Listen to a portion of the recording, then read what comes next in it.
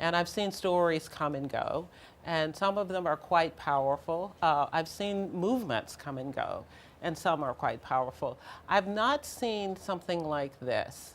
But the people I think about the most, they're the 24-year-old single working woman. Now, courage and a voice are great, but they don't put food on the table at the end of the week if you lose your job. There are people who are not believed, not because their stories aren't true or credible, but because there's a certain kind of skepticism that comes with all kinds of identity factors, whether it's sexuality or race or class. And so we tend to think about Hollywood, and I want us to understand that this is sexual harassment, sexual assault is something that happens to women of all races, all ages, all sizes, all backgrounds, religions, and until we can believe all women, every woman's voice has value, none of us really will be seen as equal. We have to change enablers and bystanders into allies. We have to encourage men in the workplace to find the same amount of courage that women do in coming forward, in coming to our defense. The question is not how do I be a perfect human being, right? And how do I not be a good man or a bad man, but how do we be a better man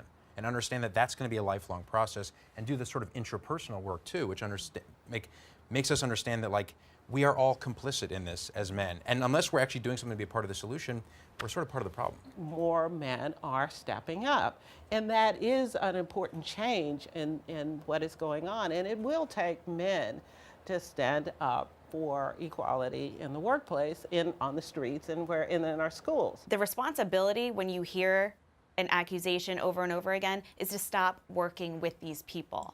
I said this before, if everybody who knew about Harvey Weinstein just refused to work for him or work with him or hire him, he would be rendered powerless. So that's what we need to do. When we hear stories over and over again about predators, stop working with them. I think the Me Too campaign is changing everything. To have a public forum where men and women can come forward to tell, unfortunately, the worst stories of their lives publicly is creating pressure. I mean, look at how much accountability we've seen in the last few weeks alone.